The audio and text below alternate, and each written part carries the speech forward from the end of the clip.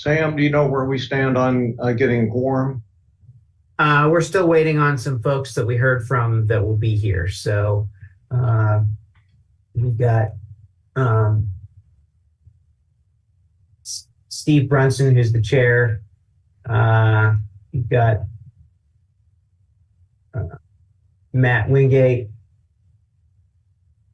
coming. We've got Gail Lively coming as well. So, and Well, then we Bill need, Schroeder said he's going to be late. So we need at least three. yeah, we need three. Is you know where the chair, when the chair was likely to join us? I don't. We can message him right now. Yeah, that'd be helpful so the other people that are on the call and waiting would know.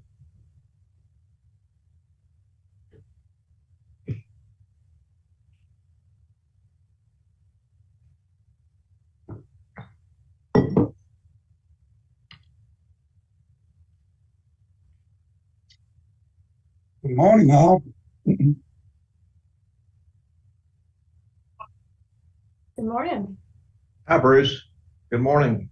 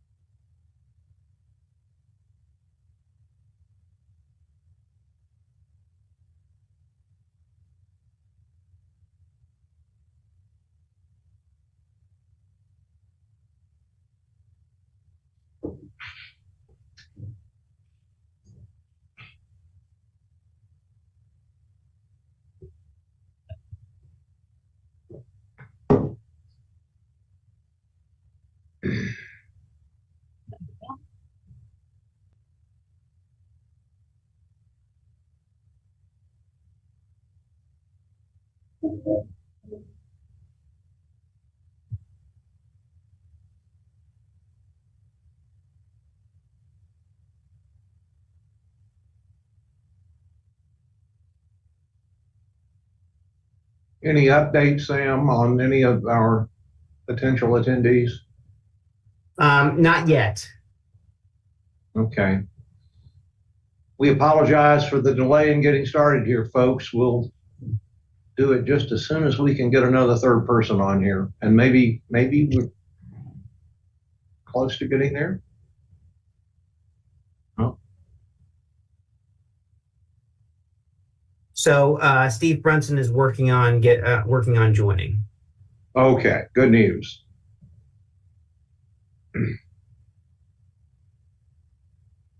Looks like somebody may be joining by phone. That is me, Winston. Oh, Kevin okay. Field. Kevin, you? Yes. Okay. I was having microphone issues. Okay, well.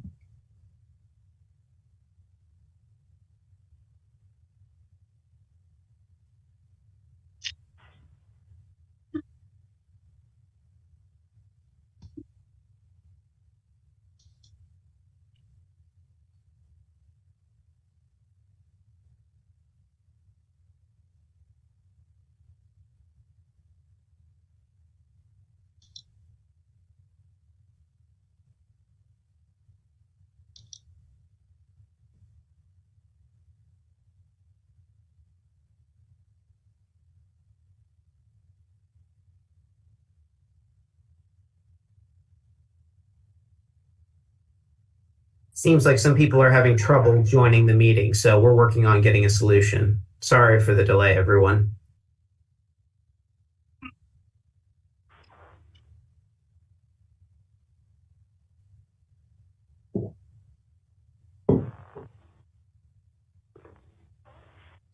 It looks like Steve is, Brunson has joined us.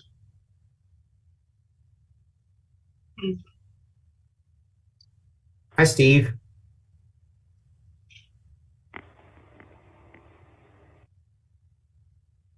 Here.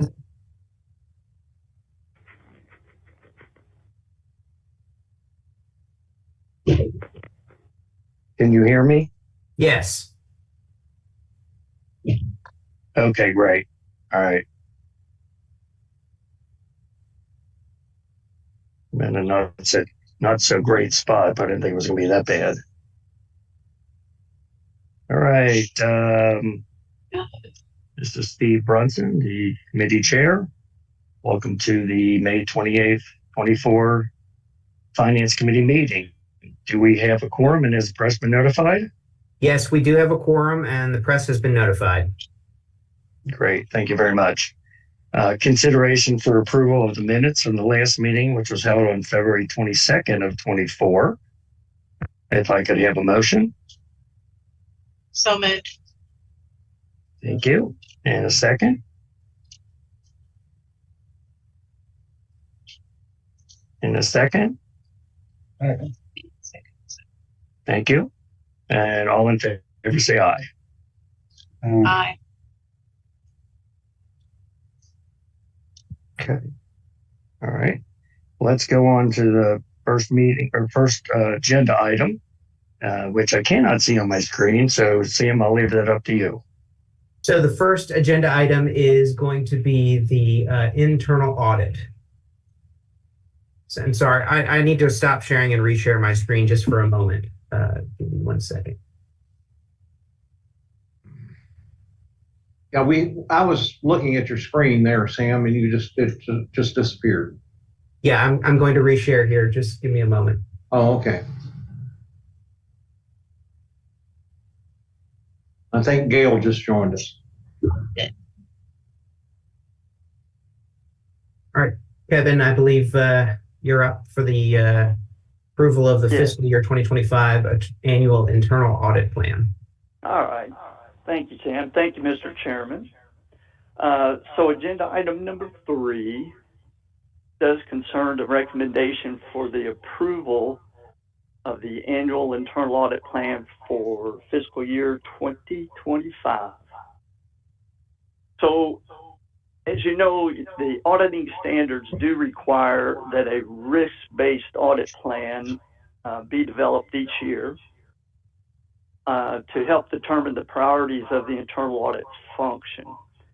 So the plan itself is designed to provide a summary that, in regards to internal audit projects, which we plan to perform during fiscal year 25. Summary of the planned audit activities you can see on page 6 of the plan. And these audit projects were developed during the risk assessment process.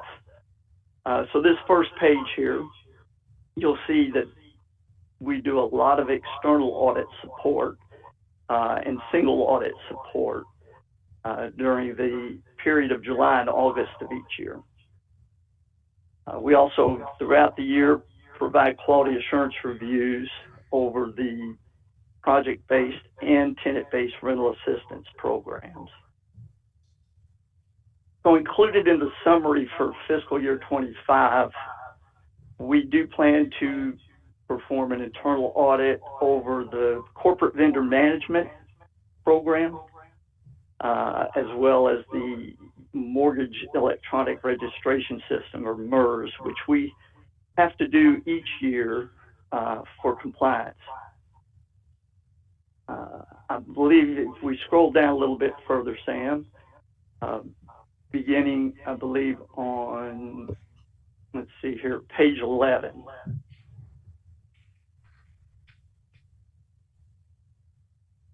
Yeah. So these are some of the projects that were included or completed during fiscal year 24. So you can look at those, and you would have received these reports throughout the year. So again, while most of the work is performed, in regards to compliance or regulatory requirements, we try to incorporate any concerns of management or the board in addressing some of the audit functions or audit projects. So with that, I'd be glad to answer any questions you have about this plan.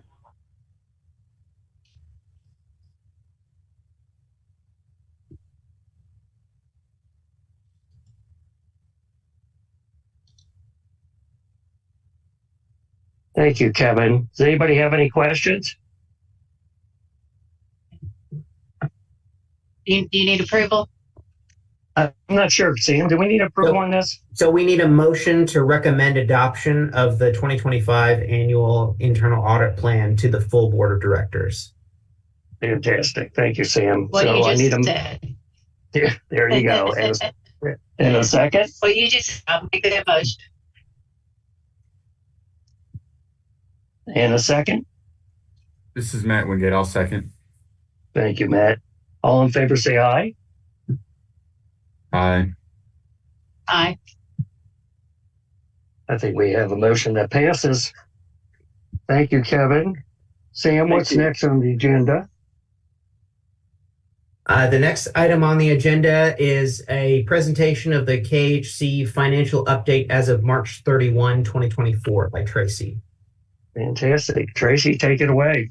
All right, thanks. Thank you, Mr. Chairman. Good morning, members of the board.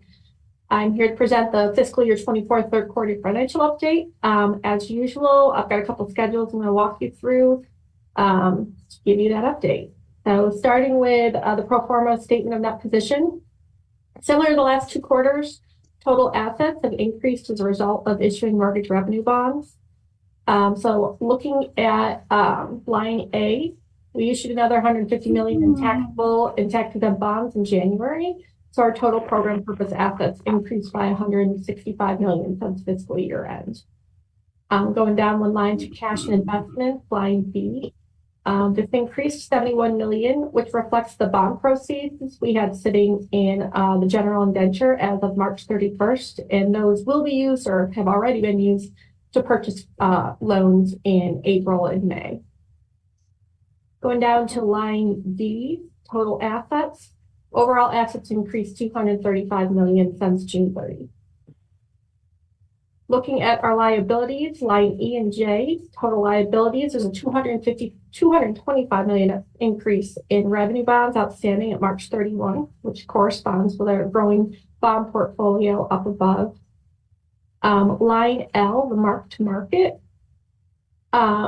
This is the mark-to-market on our investment portfolio. It decreased by $3.2 million over the last 2 years. We've continued to write down the investment portfolio. This is just a paper loss. We plan to hold the MBS to maturity, so no real concern there. It's just a continued markdown. Down at the bottom line M, the overall net position at quarter end improved by $17 million since fiscal year end. And to just highlight some servicing stats, line N and O, that's our portfolio servicing for others. So off the balance sheet, the portfolio increased by $119 million. This is a combination of slowdown in prepayments and then also excellent production numbers for the year. And like I said, this is in addition to the loans on balance sheet up above. Any questions on our balance sheet? Okay, Sam, we can move on to the income statement. Starting with line A, as our investments have grown, the yield on our investments has increased by about $4.6 million since March of 2023. Similarly, in line B, the interest expense also increased, which corresponds with our increased liabilities.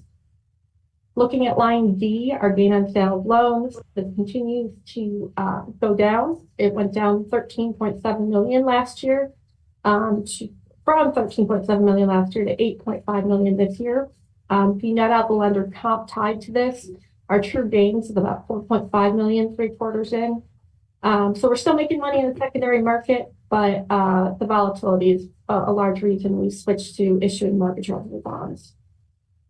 Looking at line E, fees, charges, grants, and other income, the fees received for our program areas is at 13.9 million at March 31. It's down from 16 million last year, and that is mostly the reflection of the wind down of COVID programs. So we have less COVID-related programs that we are running now. Line F, as I mentioned on the last schedule, we have to mark to market our securities, which took a big hit last year. We're finally coming back with some of our newer MRB pools performing better and creating some unrealized gains. Line I, provision for loan losses. We continue to increase our reserve for potential loan losses as our portfolio continues to grow. So it's increased about 800,000 since last year at this time. Line L, debt issuance cost, is $1.7 million increase. Year over year is related to the new bond issuances we've executed this year. And then line P is our change in that position, which is our net income for the year, and we are at 2.3 million at March 31. Any questions on the income statement? We'll move on to cash flows. As I mentioned in the last couple of quarters, the line items on the schedule look a lot different than last year at this time due to our bond activity.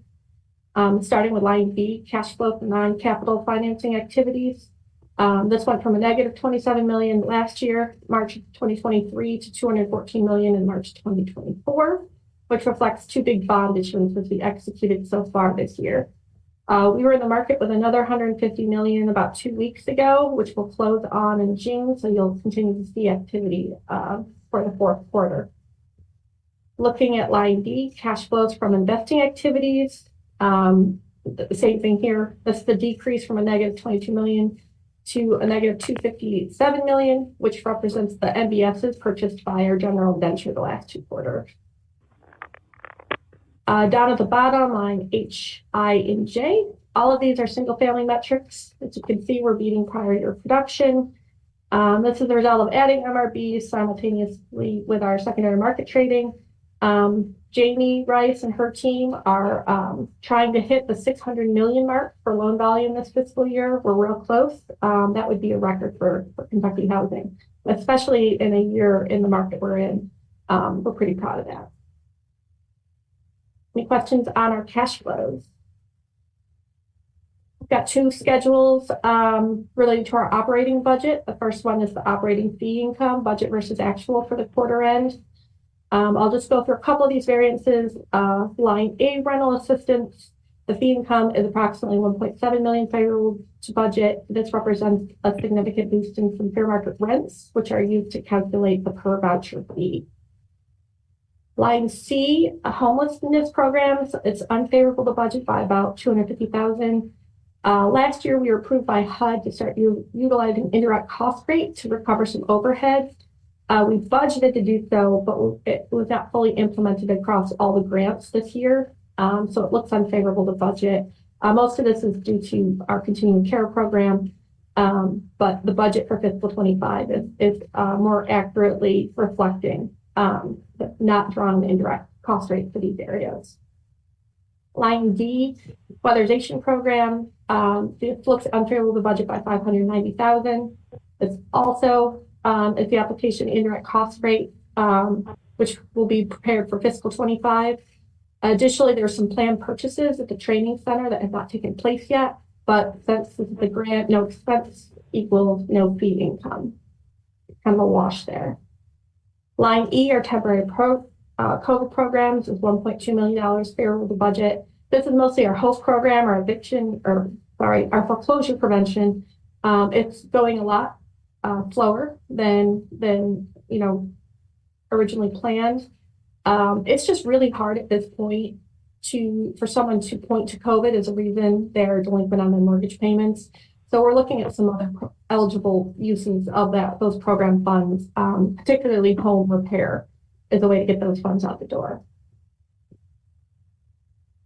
Going down to line G, loan servicing fee income is 1.6 million favorable to budget.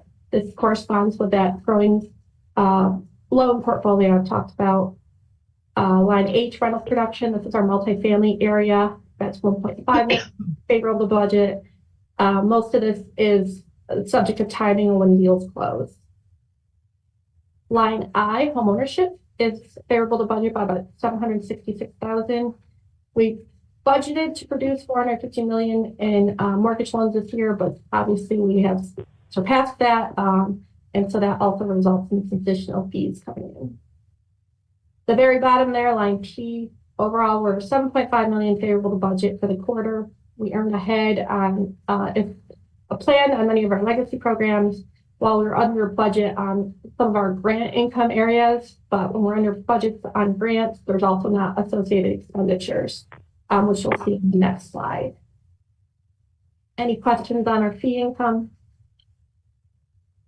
No, but I do have to drop off. I have to be in at 11:30 somewhere. So, Okay. Thank you, Holly.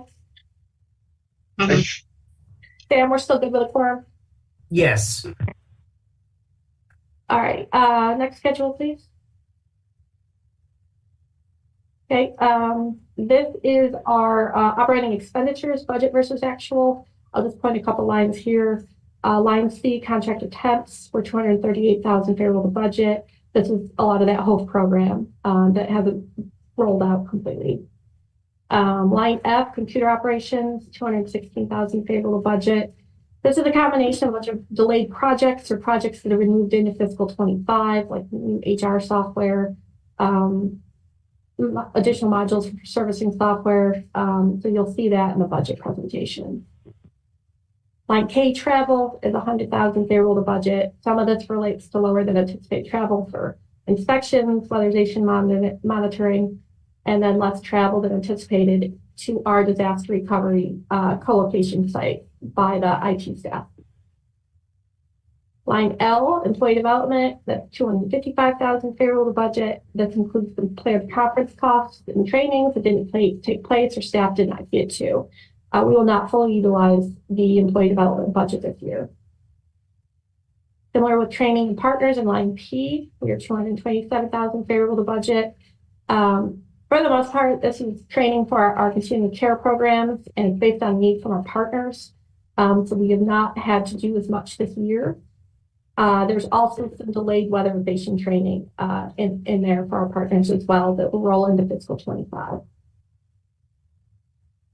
Line X, equipment repair and rental, 116,000 favorable to budget. This is mostly an anticipated purchase of a van and trailer for our weatherization program that has been moved into fiscal 25. At the very bottom there, line P, overall, we're favorable budget by 8.4%. As I've mentioned, many of the budget expenditures that we do not incur, you'll see in the fiscal 25 budget presentation. This is just an informational item, and I'm happy to take any questions. Thank you, Tracy. I have a question. You had mentioned alternative ways to get the money out the door, the COVID money or the CARES money out the door, but it kind of broke up a little bit. I really couldn't understand what you were saying after that. So the homeownership assistance program, HOPE, as we call it here, that money was for foreclosure prevention, and it's run by our single family team. We did not get a lot of business that way. There was just better strategies to help mitigate losses or get folks whole on their mortgage through, like a HUD claims process. Like this money was kind of last resort. And so we've not spent a lot of it. We've spent maybe half of it so far.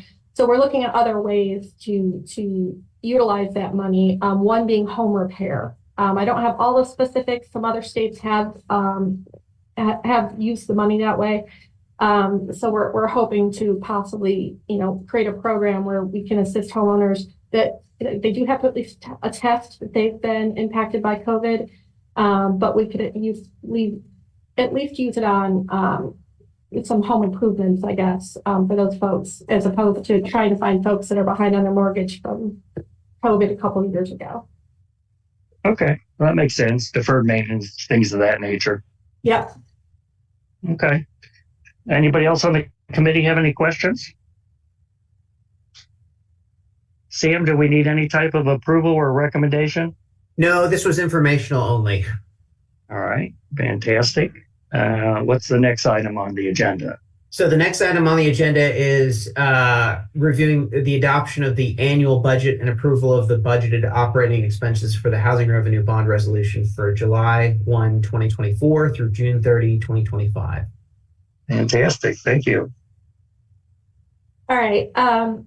So for our fiscal 25 proposed operating budget, I'm just going to walk you through the budget document real quick so you know what's in it, and then we're just going to look at a couple schedules. So the first 5 pages is a budget memo that pretty much highlights how we're doing financially, how the budget was prepared, and then some highlights and expectations for the year. The next 2 pages, 6 and 7, are the pages of the budget that will require a vote. So page 6 is our annual budget for the housing revenue bond indenture. This is required per the general resolution. Our old indenture, our new MRB indenture does not have a similar requirement, but this does require a resolution. And then the next page, page 7, is our budgeted operating expenditures for fiscal 25. And that is also a page that will need to be voted on. Going to the next page 8. This is our operating fee income and administrative reimbursement schedule. It covers fiscal 25 budget, fiscal 24 budget, and then projected actuals for fiscal 24. Next page, page 9, is our fiscal 25 budget compared to our fiscal 24 budget. Page 10 is our fiscal 25 budget compared to our fiscal 24 projected actuals. Page 11 is our fiscal 24 budget versus fiscal 24 projected actuals. Page 12 is our fiscal 25 proposed budget by activity or business division, and I'll talk about that one a little bit later. And then the last page, page 13, is backup documentation to support our business services expenditure line. So for this presentation, we'll mostly look at page 6, 10, and 13. But first, I'm just going to highlight a couple things from the memo in the event you have not read it yet. I know it's a little lengthy. So we are entering into fiscal 25 in comparatively good financial condition, coming off what is projected to be a profitable fiscal 24. This fiscal year, we saw a continued wind down of COVID relief programs and some growth in legacy programs due to additional federal funding appropriations or alternative funding mechanisms. In prior years, we've benefited from historically low interest rates and high investor demand of the secondary market mortgage program, resulting in abundant trade gains. Our exit from the pension also put us on reasonably solid footing as it eliminated sizable pension liability and significantly reduced operating expenditures. The current economic conditions and inflationary pressures have presented a new challenge for leadership in fiscal 25. As we've done in prior years, we use the current fiscal year's projected actuals as a comparison of next year's budget. So through the budgeting process, we look at the fiscal 24 budget and project actual expenses based on year-to-date expenditures. We use these to benchmark fiscal 25 against.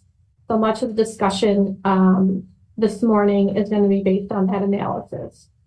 So we'll start with this page here, page 6. The top section in gray is related strictly to our old indenture, and we're required to create a budget to provide to our trustee. One thing here to highlight is line F, where you can see a $1 million transfer to operating in fiscal 25, which is down from $2 million in fiscal 24. The transfers for administrative expenses incurred as a result of operating the old indenture, and as the portfolio within that indenture continues to shrink, we have less expenses associated with it. The bottom half of the page is our total expected revenues versus our operating expenditures, which for fiscal 25 results in a surplus of approximately $4.8 million. And you can see that in line X. Budgeted fees and administrative reimbursements for 2025 are estimated to increase by about $1.66 million over the fiscal 24 projected actual income. I'm comparing the left column to the middle column. So I'll go through a couple of these changes. So in line K, there's a projected $1.34 million increase in weatherization, and that's due to additional federal appropriations. In line H, there's an $816,000 proposed increase in rental assistance due to higher fees and additional vouchers. Line J, there's a proposed $625,000 increase in homeless program administrative reimbursements, and that is due to additional grants that have been awarded to the corporation. Line Q, there's a $470,000 increase in state and rural housing trust fund admin, and that rural housing trust fund is a new program for us to administer in fiscal 24 and continue into fiscal 25. These are all offset by some decreases. Line L and P, there's a $975,000 decrease in homeownership and loan servicing fees. Adding the MRV program this year drove up production more than expected, and so we're projecting slightly less next fiscal year. Looking at line O, there's a minimal decrease of $309,000 in multifamily, and this is based on projects we have in the pipeline. Line N, there's a $302,000 decrease in our HOPE program, the COVID-related program I spoke of earlier. And then, as I discussed before, line T reflects a $1 million transfer from our old indenture to operating. In addition to that, what is new this year, line U reflects a $1 million transfer from our new indenture to operating as we continue to grow the MBSs and the bond portfolio under that new general indenture. So we take all that fee income and administrative reimbursements. We look at our total operating expenditures in line W, which are $36.8 million. That's a $3.5 million increase over the fiscal 24 projected actuals. We'll discuss those on the next page, but that results in a projected surplus of approximately $4.8 million for fiscal 25. Any questions on that page? Okay, Daniel, let's go to the next page. So this is page 7. This is our total operating budget. Again, this is the other page that you voted on. I'm going to use page 10 to explain these numbers. So Stan, you'll go to 10.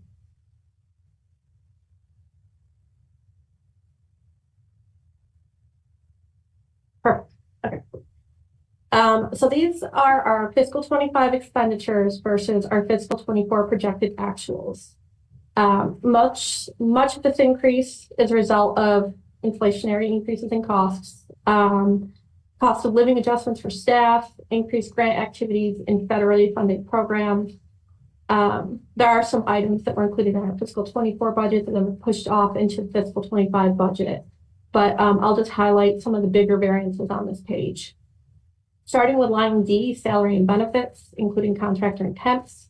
The 2025 budget for this item totals $26.7 million, a $2.6 million increase over the 2024 projected actual of $24 million. This increase includes a 4.1% cost of living increase for all staff, including the executive director, along with other minor market-based compensation adjustments based on recommendations from an HR consulting firm. Increase also reflects anticipated increase in employer-paid health insurance premiums, plus the addition of a few new positions working on programs that have been expanded due to additional federal grant appropriations. Going down to line E, computer operations. This item reflects an increase of $350,000, comprising mostly of costs associated with several corporate-wide software implementations, including a new cybersecurity and password software, a secure file transfer solution, and the transition to G5 licensing for our Microsoft servers. It also includes an upgrade to loan servicing platform, FICS. And then a weatherization software was previously coded to a different expenditure category that is now moved within categories and is under computer operations. Line F, business services. This reflects an increase of $210,000, which includes costs associated with the later phases of the Kentucky Housing Supply Grant assessment, as well as the procurement of a consultant for the 2025 comprehensive plan and analysis of impediments as required by HUD. The 25 budget also anticipates the need for additional utilization of our contractor relationship supporting the internal audit department. Line H, employee development. This $416,000 increase when compared to 24 acknowledges the need to catch up on staff training. So as I mentioned in the financial update, the budget for fiscal 24 will not be fully utilized. So a lot has been pushed into fiscal 25. It also reflects increased grant activities in our federally funded programs. Most of these costs are specific to grants and reimbursable via admin fees. Line J, travel, very similar here. This increase of 166,000 years, the increase in training and employee development, as staff will travel to various conferences and seminars, much of which are required by the terms of the grant and are reimbursable via admin fees. Line K, training for clients and partners. Much of this increase of 305,000 represents costs associated with expanded grant programs, particularly our continuum care program. These are also grant-specific expenses and reimbursable. Line L, office supplies. This item reflects a decrease of 105,000, mostly comprising of some procurement we did in fiscal 24 instead of fiscal 25. That includes our laptop refresh project for the most part. Line M, trustee and redemption fees, $95,000 increase. These are the fees paid to the trustee with the utilization and issuance of mortgage revenue bonds. Line T, equipment is repair and rental. The 2025 increase of 87,000 is mostly due to the weatherization program's planned purchase of a van and trailer, which is reimbursable via admin fees. And then lastly, line V, capital computer hardware. This looks like a $702,000 decrease. We've just completed a lot of projects in 2024 that are not needed in 2025. Overall, at the bottom line there's an increase in expenditures of $3.5 million from the 24 projected actual to 25 budget. Like I said before, most of this is salary and benefits. When you compare the fiscal 24 budget to fiscal 25 on the prior page, the total expenditures were only up 1.2 million. Any questions about our expenditures budget?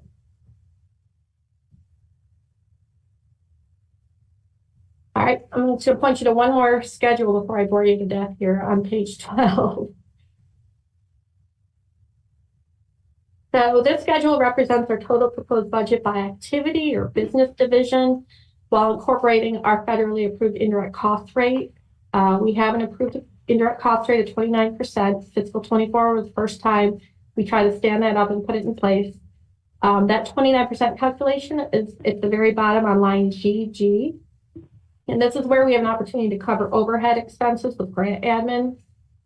So looking at the first column on the left there, rental assistance programs, we cover all our costs and indirect costs with the fees from those program areas, leaving a surplus of $3.5 million in line II. But if you look at weatherization, for instance, the third column, we show $185,000 deficit.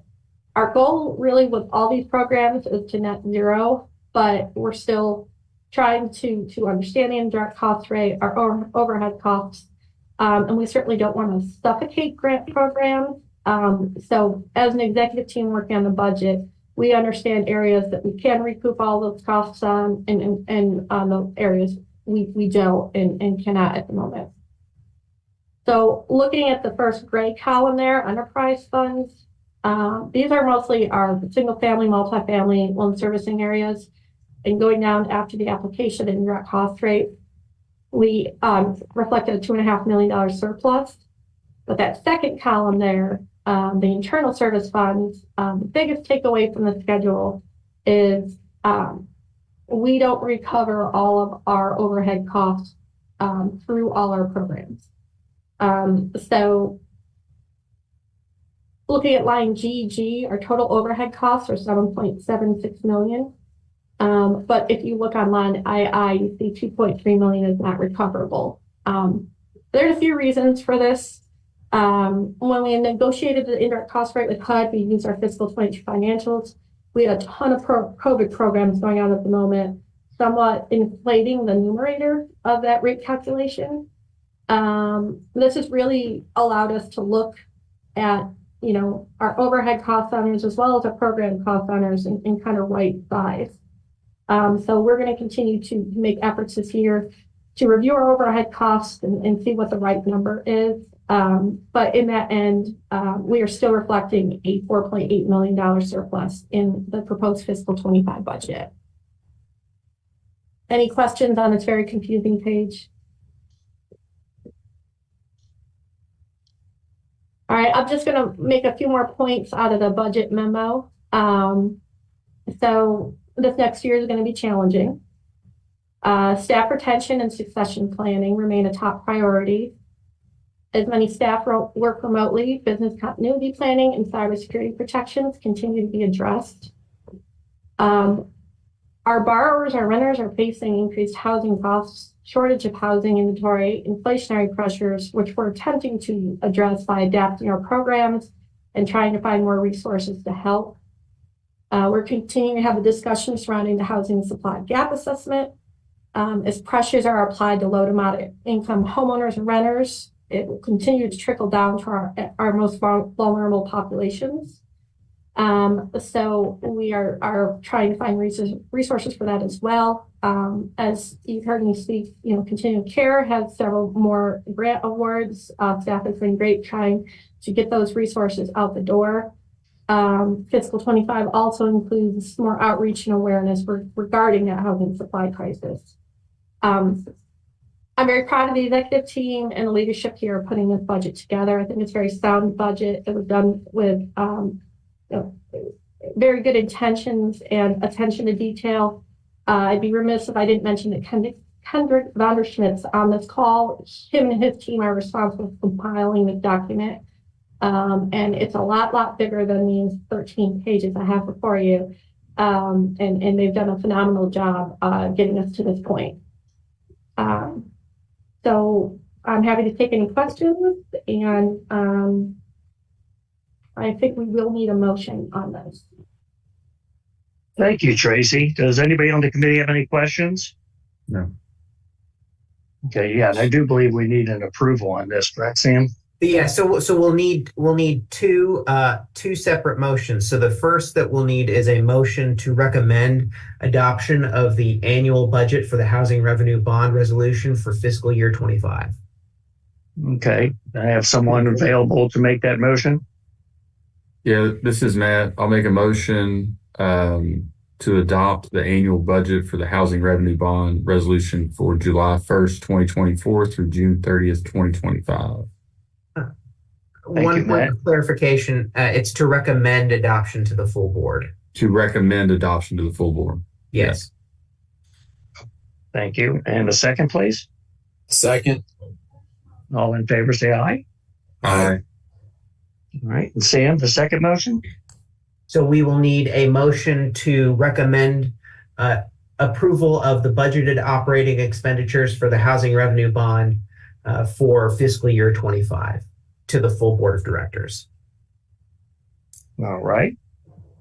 All right. Motion for Matt, again, I'll make a motion to recommend approval of the budgeted operating expenditures for the housing revenue bond resolution for July 1, 2024 through June 30, 2025 to the full board. Second. Thank you, Matt. Thank you. Thank you. All in favor, say aye. Aye. Aye.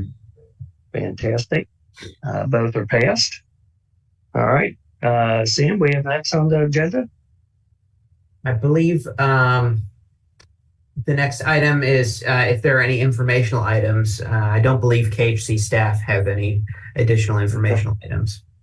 Does anybody on the committee have any items they want to bring forward? Okay.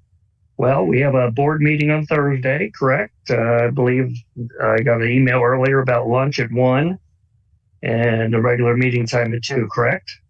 That's correct. Look forward to seeing you all. Yeah. Look forward to seeing everybody there. Can I get a motion to adjourn, please? So moved. Fantastic. All right. Everybody have a great day. See you. Thanks, everybody. Thank you.